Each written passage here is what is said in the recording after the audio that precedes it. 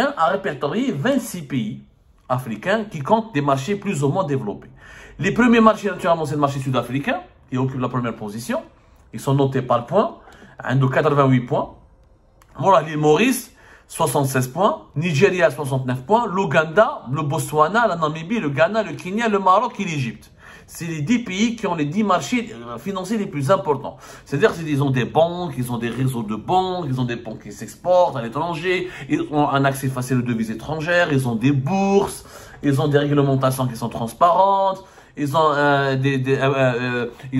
une politique du crédit qui favorise l'investissement. L'investisseur étranger peut traiter, il peut ouvrir des comptes bancaires, il peut investir, il peut demander des lignes de crédit, il peut placer son argent, il peut acheter en bourse.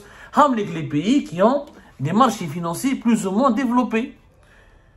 هادو هما. حنا en Algérie يا جماعة ما عندناش لا حاجة اللي ما عندناش ما كاش. On n'est même pas présent dans les 26. Vous vous rendez compte? On n'est même pas présent dans le top, dans le classement. ما كاش l'Algérie في le classement. L'Algérie ne figure même pas dans le classement des 26 marchés africains les plus développés. Qu'il y ait la Tanzanie, qu'il y ait la Zambie, qu'il y ait l'Angola, qu'il y ait le Sénégal, 20e, le Mozambique, le Cameroun, le Congo, le Madagascar, Lesotho, l'Éthiopie. Lesotho et l'Éthiopie ont des marchés financiers plus importants et plus développés que l'Algérie, c'est-à-dire plus organisés, plus rationnels. Tu peux avoir un crédit, il y a une bourse, il y a un système, il y a un marché interbancaire, il y a un environnement fiscal, il y a des lois qui ne changent pas chaque année, il y a des taxes et des prélèvements qui ne changent pas chaque année.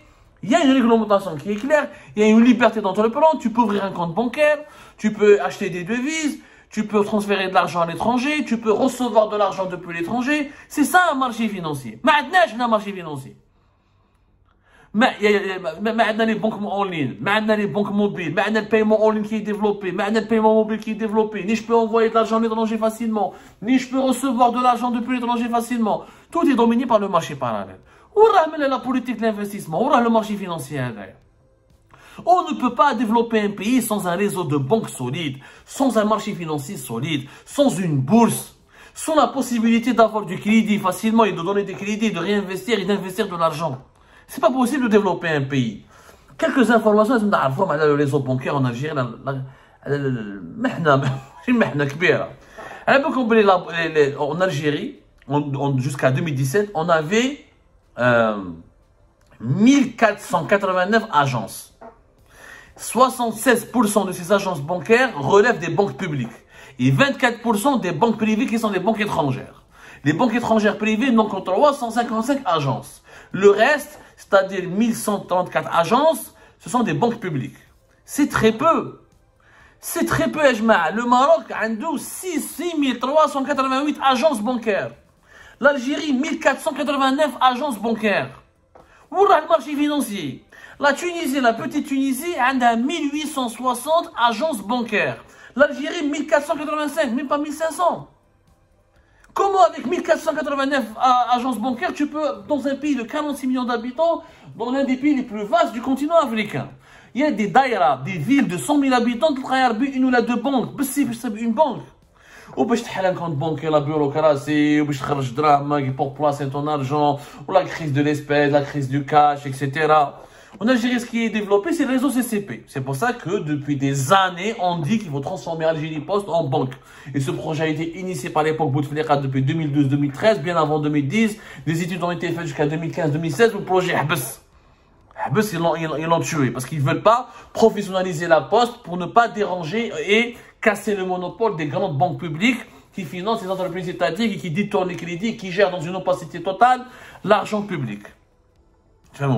Le CCP qui a 3600 guichets, 88 agences. Pratiquement les dépôts au CCP, c'est 864 milliards de dinars. Donc, c'est le CCP, si on devait développer la banque postale, mais donc, le fait que les banques publiques dominent, les banques étatiques dominent trop le marché financier, empêche le développement de l'Algérie.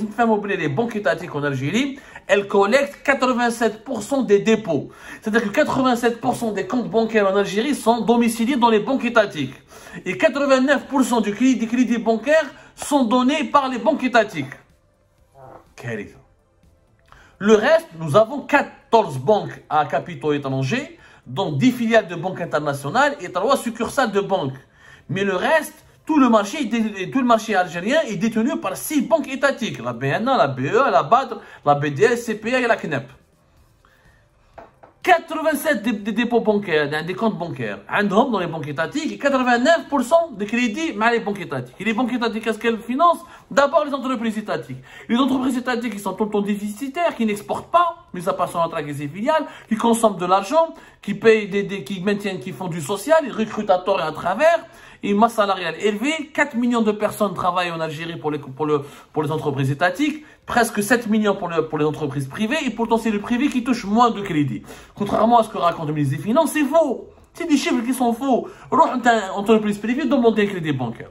C'est le chemin de la bannière et de la croix. Une mission quasiment imposée.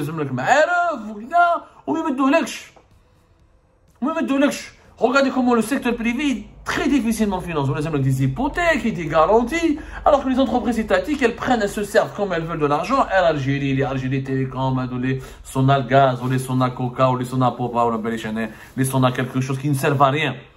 Qui ne servent à rien. Mais j'ai une bourse. Donc, si on avait une bourse, je mets mon entreprise en bourse, je vends des actions, ça me permet de financer mes activités. Ça me permet de trouver de l'argent pour financer mes activités. Parce que le cœur d'activité économique, c'est le financement, c'est le crédit bancaire, c'est la banque. Sans une banque solide, sans des banques solides, on ne peut pas financer l'économie. On ne peut financer aucune économie à travers le monde. Donc, on n'est même pas parmi les... Je ne sais pas, mais les je peux la différence. C'est vrai que nous avons une armée, nous avons du pétrole, mais on est sous-développé. Très sous-développé. On n'est même pas présent parmi les 26 marchés africains les plus développés du continent. Ce n'est pas normal. Oui, j'ai mis des finances, les bureaux de change, ou le devrait des bureaux de change, ou faire la location touristique. Il faut avoir de véritables banques. Il faut avoir de véritables banques, encourager les banques privées, ramener de nouvelles banques internationales, moderniser le marché bancaire, et en finir avec le monopole des banques étatiques, créer une bourse. La bourse, c'est un moteur important d'économie. Les Algériens ont pour la bourse. Les entreprises se financent et se refinancent à travers le marché boursier. C'est comme ça qu'on va développer le pays. Maradona. La vérité, c'est que nous n'avons pas de marché financier en Algérie. Mais nous n'avons encore un marché financier. En réalité, nous avons des banques, nous avons des caisses. Nous avons des banques qui sont financées par la Banque d'Algérie, par le Trésor public. Donc les banques, elles ne gagnent pas beaucoup d'argent.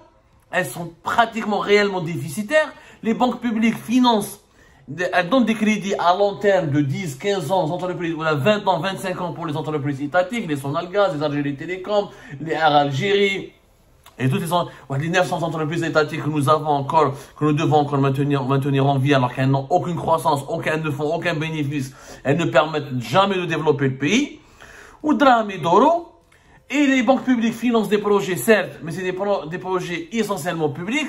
Le privé, il accède à des crédits, mais de manière rédhibitoire et de manière vraiment très limitée et relative. Où le pays est paralysé.